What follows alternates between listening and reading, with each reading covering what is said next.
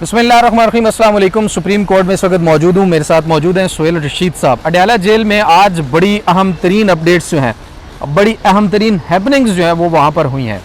एक तो सहाफ़ियों को रोके जाने वाला जो मामला है वो अब शिद्दत इख्तियार करता जा रहा है। शिद्दत इख्तियार करने से मकसद ये है कि सुहेल रशीद साहब सख्तियाँ बढ़ती जा रही हैं, यानी कि इमरान खान तो काबू में आ नहीं रहा और बाकी जो लोग हैं उनके ऊपर सख्तियाँ जो हैं वो अडयाला जेल के अंदर उसमें मज़ीद इजाफा होता जा रहा है। चाहे वो वहाँ पर जाने वाले मुलाकाती हों, इमरान खान की जो लोग मिलने जाते हैं, या फिर सहाफ़ी हों। इवन अब सहाफ़ियों में भी पिक एंड चूज़ करना शुरू कर दिया गया है और मैं नाम लेके बता सकता हूँ कि ARY का रिपोर्टर तब्दील कर दिया गया है, सुहेल रशीद साहब, उसके साथ GNN का रिपोर्टर तब्दील कर दिया गया है, उसके बाद पब्लिक न्यूज़ का रिपोर्टर तब्दील कर दिया गया है और मेरे ज़राए के मुताबिक जियो न्यूज़ का रिपोर्टर तब्दील करने के लिए भी कॉल की गई है, लेकिन उन्होंने अपना रिपोर्टर तब्दील इसलिए नहीं किया। उन्होंने कहा कि हमारा 14 माह से एक ही बंदा कवर कर रहा है, तो हमारे पास कोई और पिंडी में ऑप्शन भी नहीं है, तो इसलिए हम उसको तब्दील नहीं कर सकते। और आज जियो का वही रिपोर्टर अंदर गया था जो पहले जाता था, जबकि बाकी जिन चैनल्स का मैंने नाम लिया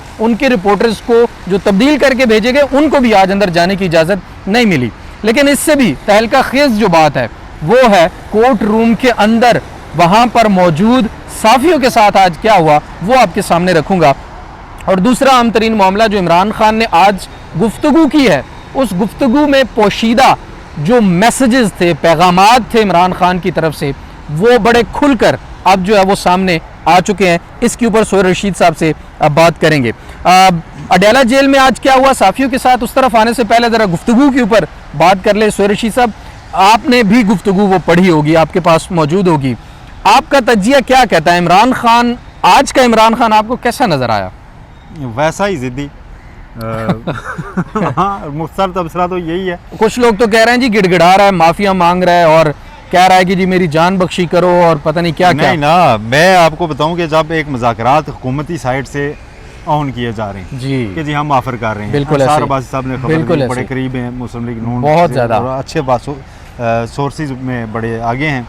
उन्होंने खबर दी, किसी ने तरदीद नहीं की कि जी नून लीग इमरान खान से PTI से मुज़ाकरात चाह रही है और कह रही है कि अगर आपको ये डर है कि आपका वोटर नाराज़ हो जाएगा कि चोरों के साथ क्यों बैठ रहे हैं, तो हमसे पसे पर्दा मुज़ाकरात कर लें। तो नून लीग ने ये बहुत आगे जाके ऑफर दी थी, बहुत बड़ी ऑफर दी है। बिल्कुल, इमरान खान ने आज कहा इनके साथ बात ही नहीं हो सकती।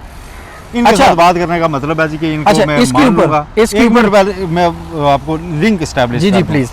और ये उस वक्त इमरान खान कह रहा है कि जब उसको कहा जा रहा है कि सितंबर में तेरे ना मिलिट्री ट्रायल शुरू हो जाएगा, फैज मीर का फैसला है, वो देख ले, तेरा उसके साथ लिंक है, और इस दौरान वो ये ऑफर ठुकरा रहा है। तो मेरी नज़र में तो वहीं का वही जिद्दी, ठीक है, वो उसमें धमकी भी बहुत बड़ी है, मिलिट्री ट्रायल वाली, कि वो कहता है ठीक है आप अपना जारी रखें, मैं अपना जारी रखूंगा और मैं आपसे बात नहीं करूंगा, क्योंकि इसका मतलब है मैंने आपको मान लिया। और उसने तो इमरान खान ने नवाज शरीफ से मतलब क्या दिया जी कि ये सारा सिस्टम साथ मिला के भी तो कुछ नहीं कर सका और ये इलेक्शन हार गया। 4 अंपायर का जिक्र आज हुआ, 4 का लफ्ज इस्तेमाल हुआ आज। सख्त गुफ्तगू वैसी की वैसी। और इमरान खान ने वही जो एक स्पोर्ट्समैन होते हुए करते थे कि बॉडी लैंग्वेज से नहीं देखने देना कि क्या चल रहा है, आज उन्होंने वही कर दिया है। और मेरा ख्याल उन्होंने इसको मुज़ाकरात की ऑफ़र को इस तरह लिया है, नवाज शरीफ की मुज़ाकरात की ऑफ़र को, कि इमरान खान ने ये सोचा होगा कि यार इस सिचुएशन में अगर नवाज शरीफ ये बात करना चाह रहा है या नून लीग ना, तो इसमें उनका कोई अपना इसका मतलब है कि वो कंप्रोमाइज़ हो चुके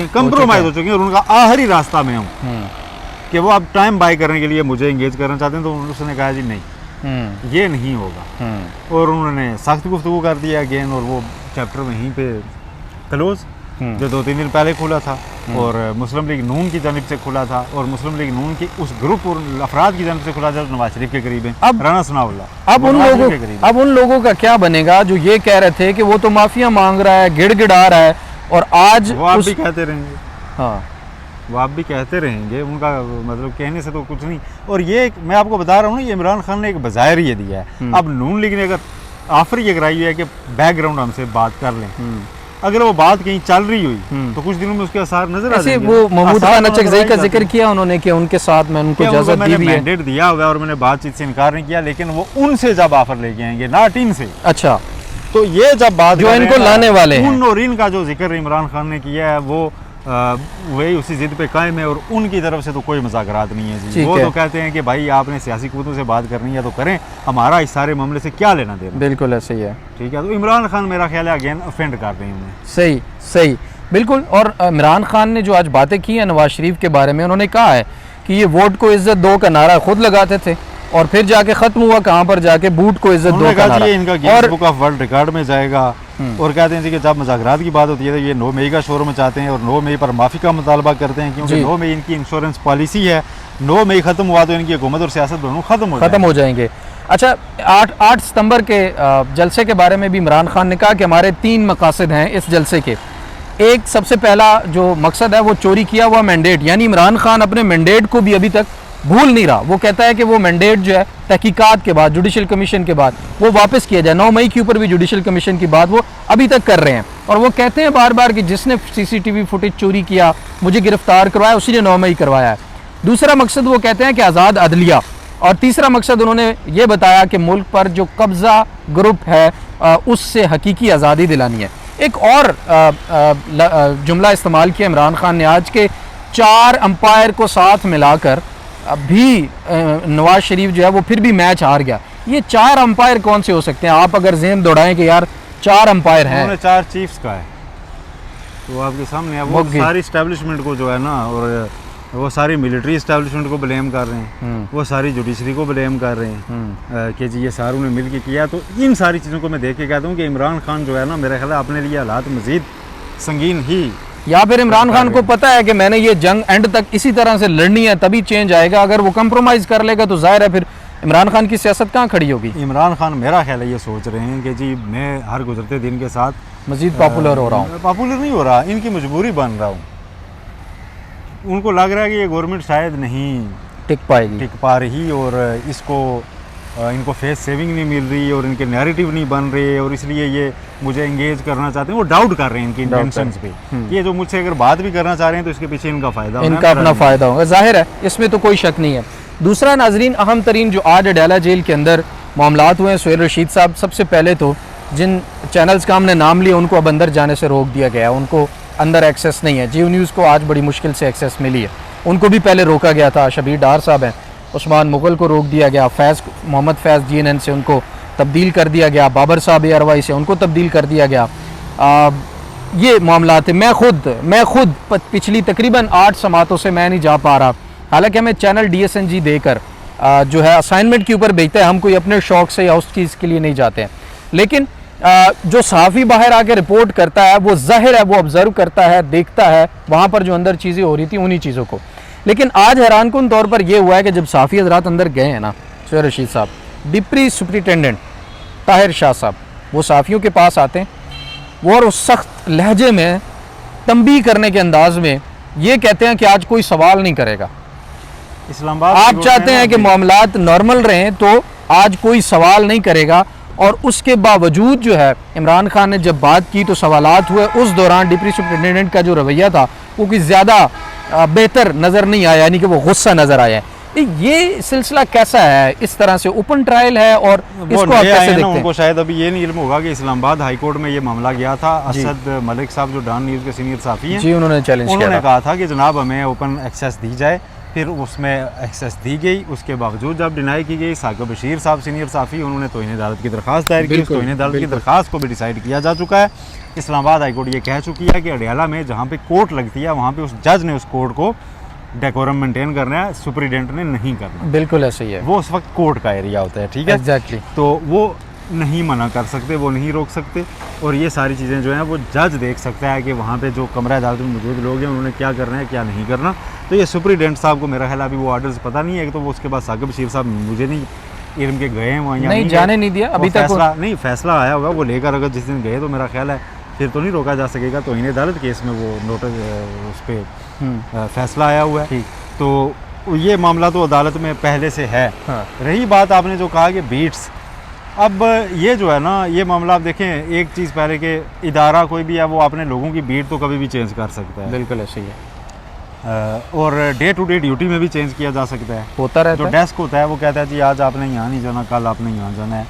अब कहने की बात यह है कि अगर तो ये इसलिए इनको चेंज किया गया कि इन लोगों को एक्सेस नहीं मिल रही थी, तो उन्होंने इदारे ने खुद देखा कि यार हम ऐसा बंदा भेजें जो अंदर जाए हमारे लिए अपनी खबर लेके आए, तो फिर तो ये एक गुड इंटेंशन देखा जाएगा। अगर ये इसलिए चेंज किया गया कि नहीं यार वो जो बंदा जा रहा है ना वो फेयर रिपोर्ट नहीं कर रहा, वो जो फेयर रिपोर्ट कर रहा है और उससे नुकसान हो रहा है किसी ठीक है, को, या अगर गवर्नमेंट ने कहा है कि जी इन लोगों को हटा दें, दबाव डाला गया है कोई, ऐसा ही है, जेल अथॉरिटीज ने कहा है, ऐसा ही है, तो फिर वो जाहिर है गलत है। आपकी दोनों बातें जो है ना वो बिल्कुल दुरुस्त हैं, लेकिन ज़राए के मुताबिक इस वक्त इन तमाम चैनल्स को कॉल्स गई हैं और उन कॉल्स के बाद मुसद्दिका ज़राए के मुताबिक फिर ये तब्दीलियाँ जो हैं वो की गई हैं।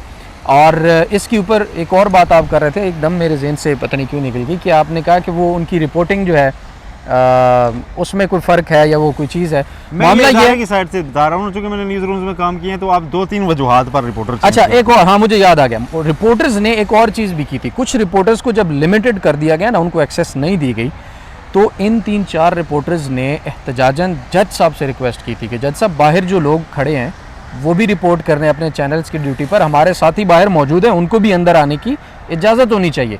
तो इस प्रोटेस्ट के बाद जो है उन रिपोर्टर्स को फ़िल्टर आउट करना शुरू किया गया और फिर अब उनको तब्दील कर दिया गया। तो ये से हासिल क्या होगा, देखें आज भी अब इमरान खान की इतनी सख्त गुफ्तगू जो हम बात कर रहे हैं रिपोर्ट हो गई है, बिल्कुल ऐसे ही है, मुकम्मल तौर पे सामने आ गई। या तो हाँ वहाँ पर इमरान खान की गुफ्तगू को अगर बैन कर दिया जाए, वो ना करें, तो फिर वो एक जो ओपन कोर्ट का डेकोरम है ना, और फिर सियासतदान को नहीं रोक सकते आप। वो जब आप कहेंगे ना साफ़ियों से मुखातिब नहीं होना, वो जज से मुखातिब होकर ऐसी बातें किया करेंगे कि साफ़ी सुन लिया करेंगे, ठीक है, और साफ़ी लिख दिया करेंगे, तो ये मुश्किल होता है।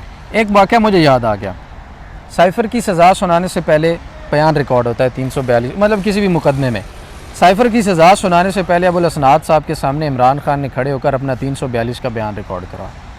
उसमें उन्होंने साइफ़र वाली पूरी स्टोरी को, पूरी कहानी को, और जनरल बाजवा के साथ जो कन्वर्सेशन हुई थी वो सारी की सारी इस अंदाज में बयान की थी कि उनकी गवर्नमेंट गिराने में, और वो जो पॉलिटिकल बयानिया होता है वो उन्होंने अपना ऐसे बताया था, ऐसे लिखवाया था कि उसके बाद फिर आपने देखा होगा कि साइफ़र की सज़ा आने के बाद जो फिर एक साइफ़र का वो सारा तूफ़ान आया, जनरल बाजवा फिर से किया था एवन फील्ड रेफरेंस में।